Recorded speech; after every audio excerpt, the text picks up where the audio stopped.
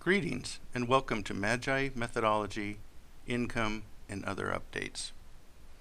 In this presentation we will cover the following topics: MAGI Introduction, Point-in-Time Methodology, Income from a Job, Unearned Income, Foreign Income, Non-Countable Income, Educational Income, American Indians Alaska Native Income, Lump Sums, Income of tax dependents or children 18 or younger, other updates, and resources. MAGI Introduction.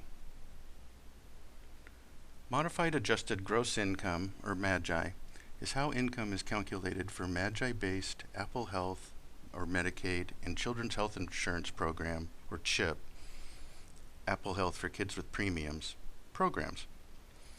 Generally, the MAGI calculation is an individual's adjusted gross income, or AGI, as determined by the Internal Revenue Code, with a few modifications.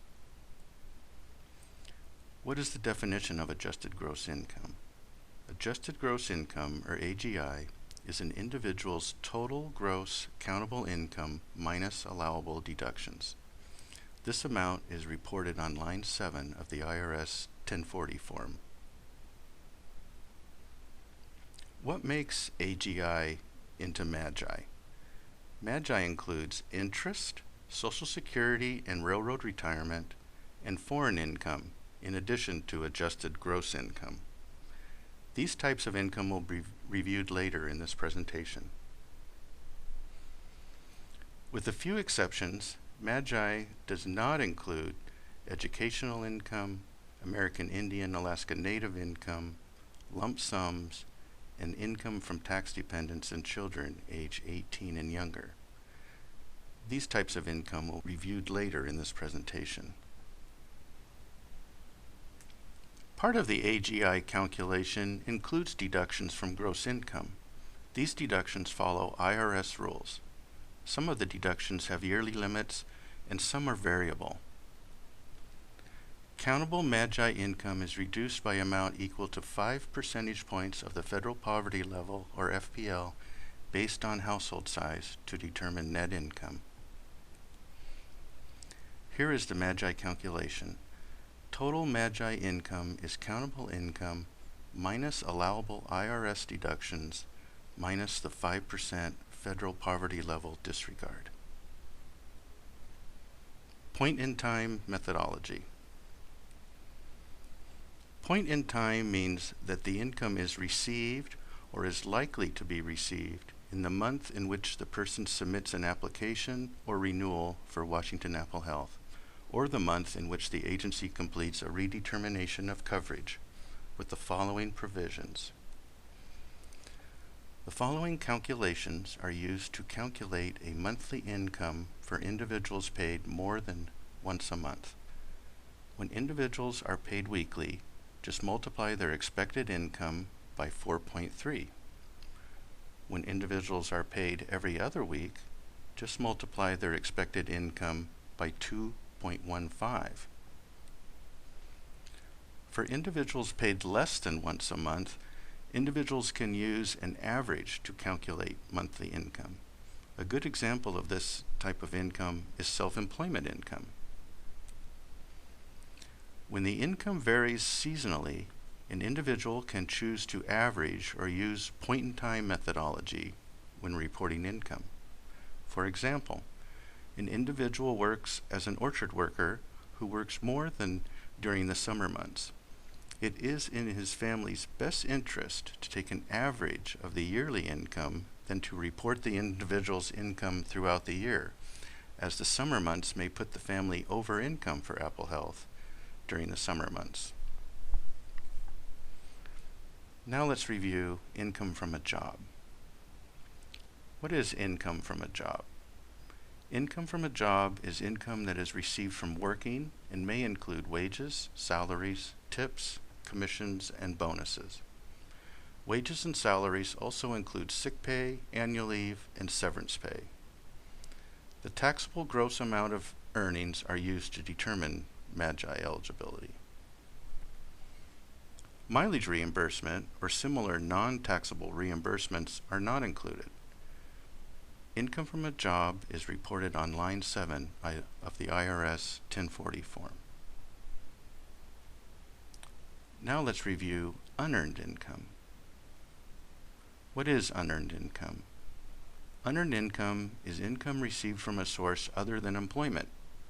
Some common examples include Title II Social Security benefits, unemployment compensation, interest income, pensions, annuities, and IRAs, dividends, military retirement, and alimony. What are Social Security benefits? Social Security benefits are payments administered by the Social Security Administration based on age, survivor status, and/or disability. Some benefits administered under Title II are exempt from tax. Under MAGI, though, any amount of Social Security benefits received under Title II are used to determine eligibility.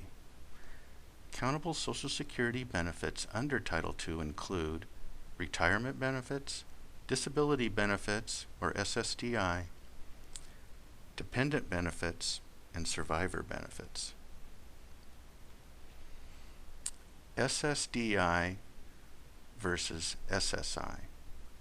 Sometimes there is confusion between SSDI, or Title II Social Security for a disabled individual, and Supplementary Security Income, or SSI, Title XVI disability payments from SSA. SSI is non-countable income under MAGI. Individuals who are eligible for SSDI can be eligible for MAGI coverage during the first 2 years before they become Medicare eligible. They may also have children or spouses eligible for MAGI coverage. Take a moment to review this slide.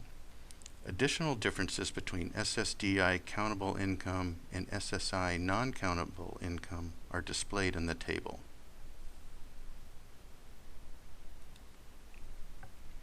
Social Security benefits are reported on line 5A of the IRS 1040 form, and the taxable amount is reported on line 5B of the IRS 1040 form.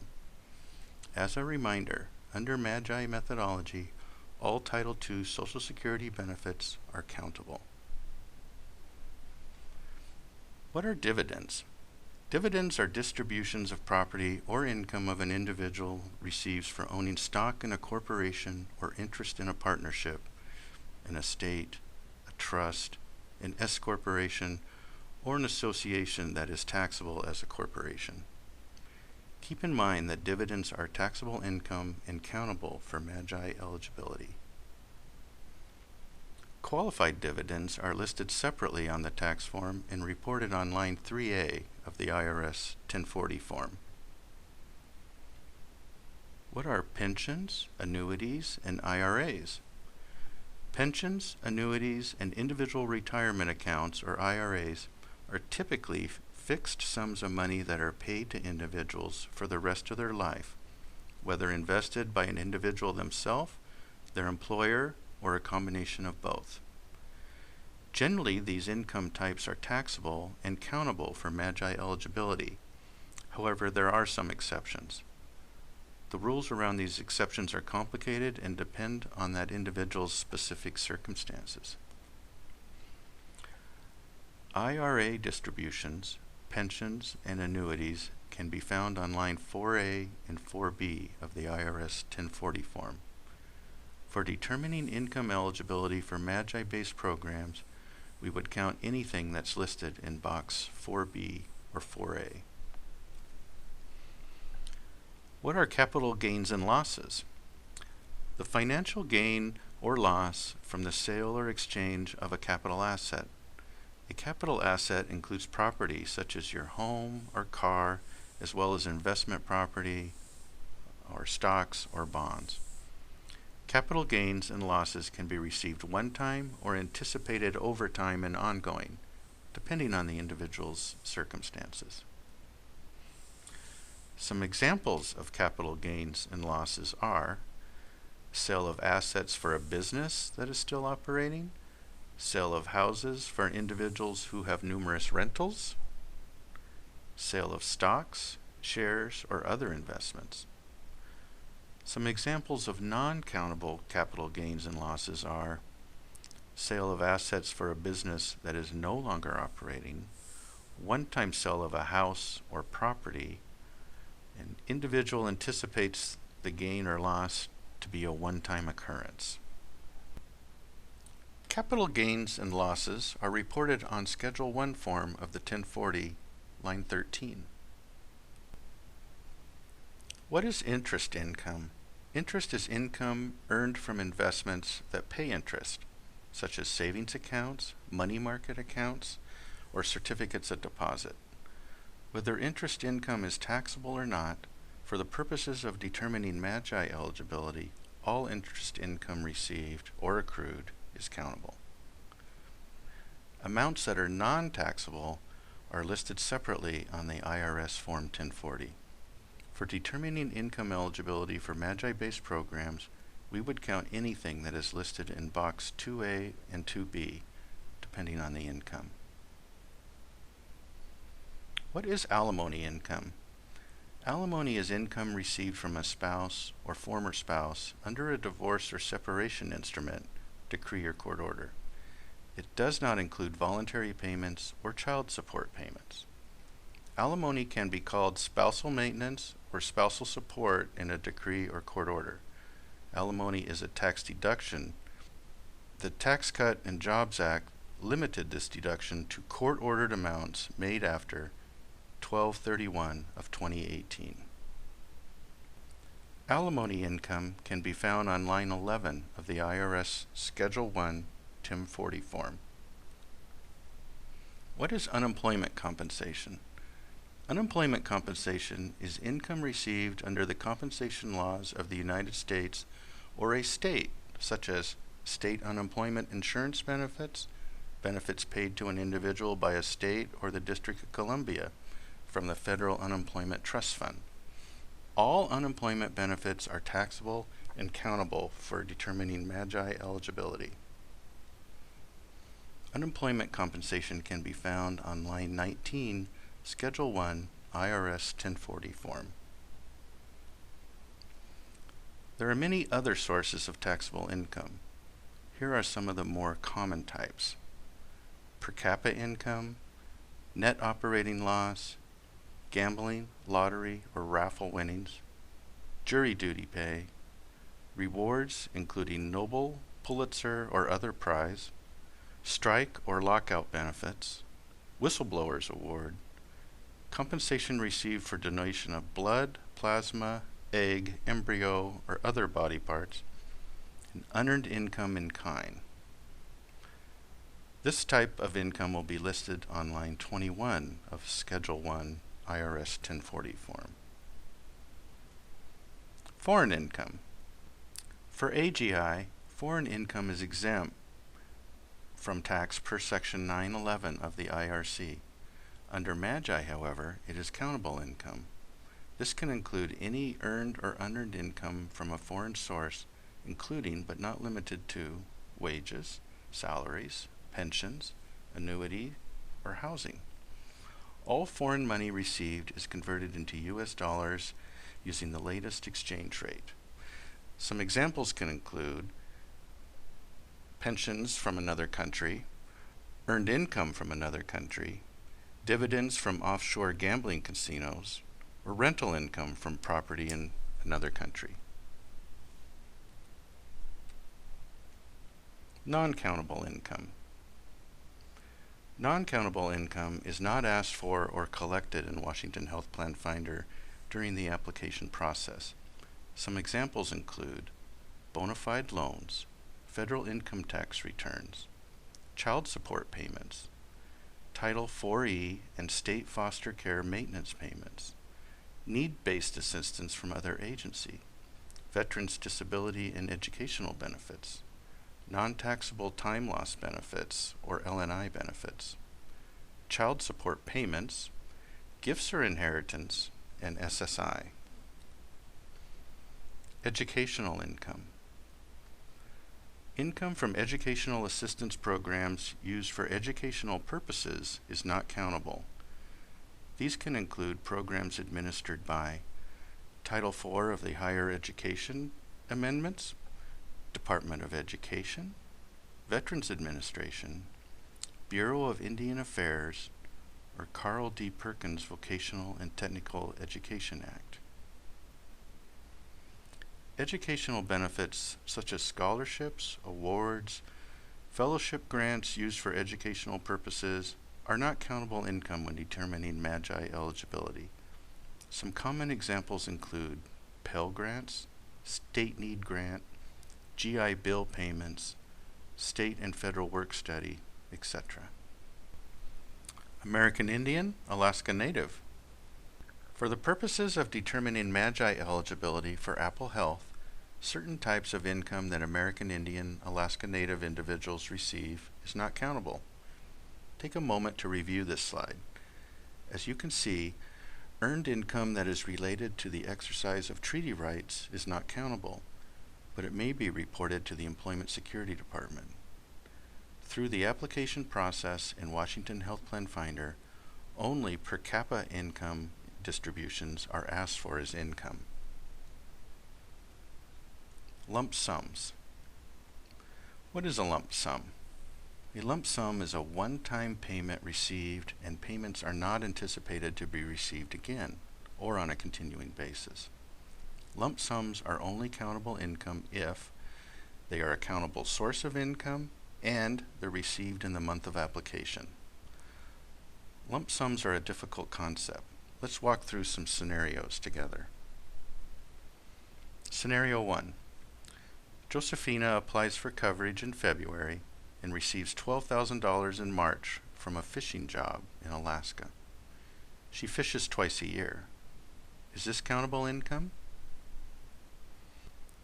Yes, this is countable earned income. It is not a lump sum since it is not received just one time, but ongoing.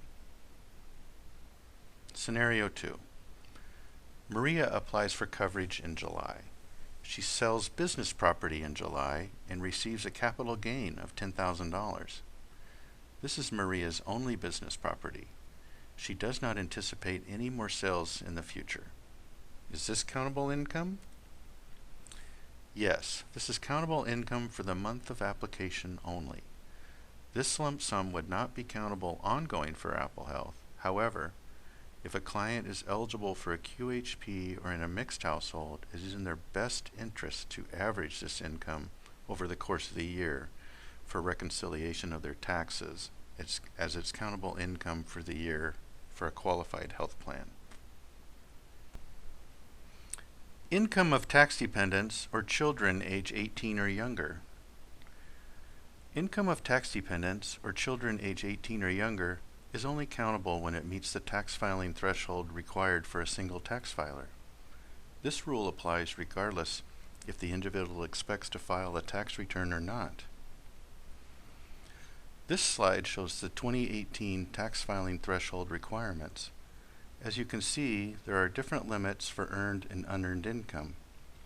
Keep in mind, Social Security income is never counted for tax dependents or children age 18 or younger because the Social Security tax filing threshold for it is so high. Other updates. Wages paid by the Census Bureau for temporary employment related to census activities is countable when determining eligibility for MAGI-based Apple Health. However, income only needs to be reported when it is over $150 per month and expected to continue for more than 2 months. Individuals have the option to report their actual monthly earnings or take an average if the income is received infrequently. Because Census Bureau income is received infrequently, an annual average can be appropriate to calculate this income over the individual's certification period. Note: individuals receiving Apple Health for families and caretaker relatives remain eligible for up to 12 months of coverage under the Medical Extension Program when the household earnings exceed current program limits. In addition, the provisions for up to 12 months of continuous eligibility for coverage under the children and pregnancy programs remains intact. Wages paid by the Census Bureau for temporary employment related to census activities do not count when determining eligibility for Apple Health programs that are not based on MAGI rules, such as health care for individuals who receive Supplemental Security Income, or SSI, are eligible for Medicare, are eligible only for medically needy coverage based on household income, or those who are eligible in the Apple Health for Workers with Disabilities program. Note, this exclusion of wages does not apply when determining eligibility for programs based on institutional rules that use the special income limit rules, such as home and community-based waiver programs. Resources.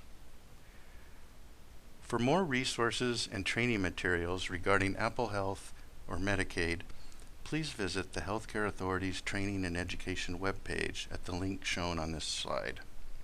For community partners, Healthcare Authority has made available a team of eligibility policy representatives to provide assistance for questions regarding Medicaid eligibility and assistance with the Washington Apple Health application. Thank you.